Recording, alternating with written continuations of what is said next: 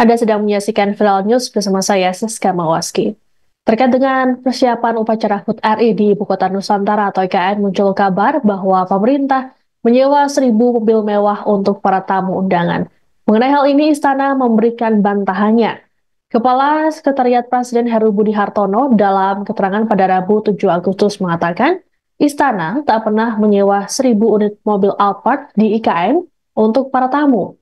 Heru mengatakan untuk akomodasi para tamu, Istana menyiapkan bus yang nantinya akan digunakan oleh para tamu undangan mulai dari gubernur, kapolda, hingga pangdam. Kendaraan bus dipilih karena terbatasnya infrastruktur di IKN dari Balikpapan, terlebih pembangunan tol dan bandara yang belum sepenuhnya rampung. Dikatakan oleh Heru bahwa pemerintah melarang tamu dan para ASN untuk membawa kendaraan pribadi menuju IKN. Pemerintah pun hanya membutuhkan 30 mobil yang digunakan untuk rombongan presiden. Menteri Sekretaris Negara Pratikno mengatakan anggaran penyewaan bus ditanggung oleh negara. Terkait kabar harga sewa mobil per unit oleh warga lokal yang mencapai 25 juta rupiah per hari, Pratikno mengaku tidak mengetahuinya. Namun ia memastikan pihaknya tidak menggunakan jasa penyewaan lokal.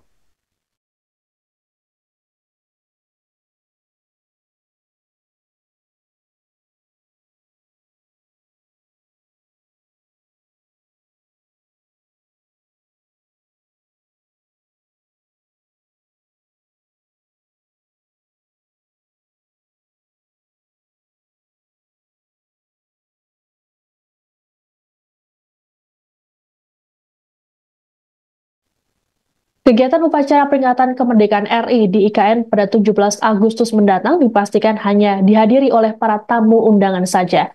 Sementara itu untuk warga lokal belum diperbolehkan untuk mengikuti upacara secara langsung. Sekretaris Daerah Provinsi Kalimantan Timur Sri Wahyuni pada Selasa 6 Agustus mengatakan hanya tokoh masyarakat daerah setempat yang diundang dan bisa datang langsung ke istana di IKN. Meski begitu, Pemprov Kaltim akan menyediakan live streaming sehingga kemerihan tetap dapat dinikmati. Rencananya live streaming ini akan ditayangkan di Pentas City Kota Balikpapan dan Big Mall Kota Samarinda. Adapun total ada 1.000 undangan untuk masing-masing upacara di pagi dan sore hari. Sementara itu, Menteri Sekretaris Negara Pratikno dalam keterangannya Selasa 6 Agustus mengungkapkan pemerintah lebih memprioritaskan warga lokal sebagai peserta upacara. Hal ini mempertimbangkan terbatasnya tempat dan fasilitas di IKN. Pernyataan Pratikno ini merespons antusiasme sejumlah pihak yang mengajukan izin agar bisa hadir saat upacara. Pratikno berujar, jika mengundang tamu dari luar daerah akan memerlukan dukungan logistik tambahan.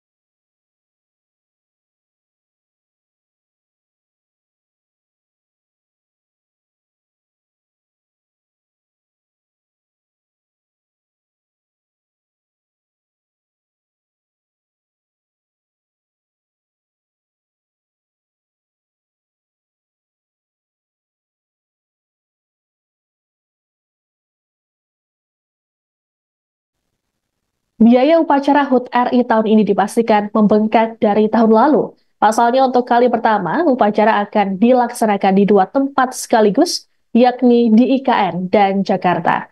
Menteri Sekretaris Negara Pratikno dalam keterangan pada Selasa 6 Agustus tidak mengetahui pasti kenaikan anggaran pada pelaksanaan upacara tahun ini. Meski begitu, Pratikno mengklaim kenaikan anggarannya tidak signifikan. Namun, Pratikno tak bisa menjelaskan secara detail mengenai kenaikan anggaran kegiatan upacara HUT RI ini. Lebih lanjut, Pratikno mengungkapkan tidak semua menteri akan menghadiri upacara peringatan detik-detik proklamasi di IKN pada 17 Agustus mendatang. Dijelaskan olehnya, kehadiran para menteri akan disesuaikan dengan kesiapan infrastruktur dan pengalaman penyelenggaraan upacara sebelumnya. Dalam kesempatan yang sama, Pratikno juga membantah kabar yang menyebut istana menyewa 1.000 mobil Alphard untuk para tamu.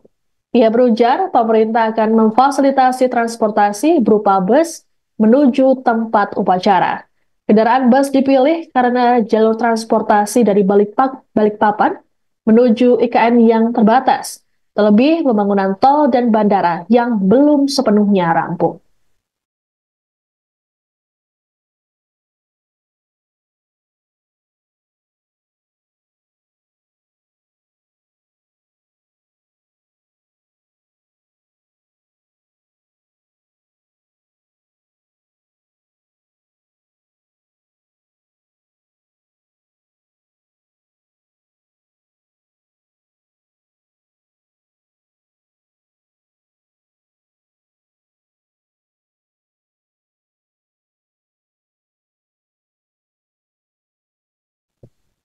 Pembangunan IKN hingga kini terus disorot oleh masyarakat, khususnya bangunan Istana Garuda IKN.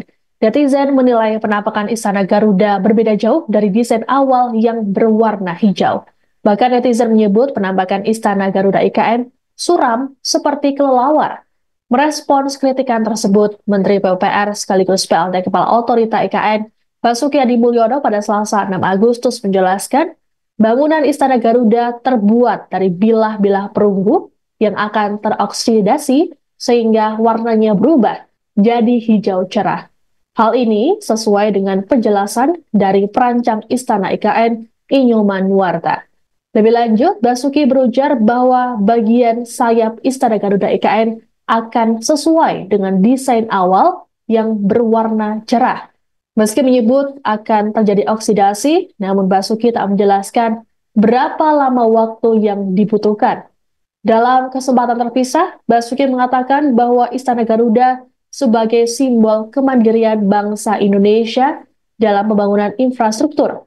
Pasalnya, istana yang ada di Jakarta merupakan peninggalan kolonial Belanda. Hal serupa juga disampaikan oleh Menko Polhukam Hadi Cahyanto saat meninjau pembangunan Istana Negara di IKN Rabu 7 Agustus. Menurut Hadi, pembangunan istana kini sudah mencapai lebih dari 90%.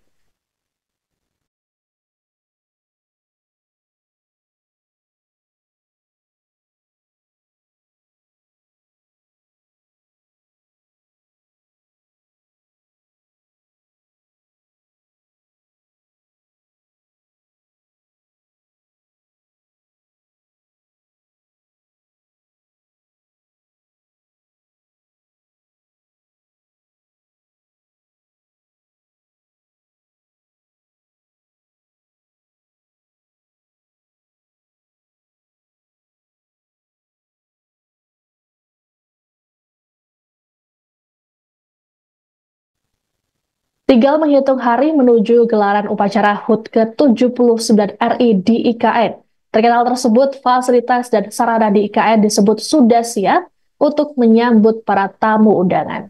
Ketua Satgas Pembangunan IKN, Dani Suma Dilaga, dalam keterangan pada Kamis 8 Agustus mengatakan, untuk upacara, lapangan dan istana negara sudah siap 100%. Bahkan, panggung hormatan untuk upacara juga sudah dipersiapkan. Pun sama halnya dengan air bersih yang kini sudah mengaliri istana hingga kantor-kantor. Menurut Dani, sumber air berasal dari Bendungan Sepaku dan Indeks Sepaku.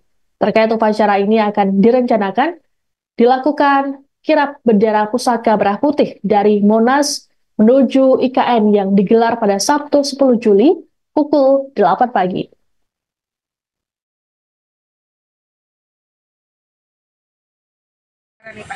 Nah, itu ya, yang jalur itu tadi, itu kemarin baru dilihat. Jadi, terutama Istana Negara dan juga lapangan upacara sudah betul-betul siap. Bahkan panggung sudah disiapkan, sudah disiapkan untuk acara 17 Agustus tersebut. Sudah disiapkan.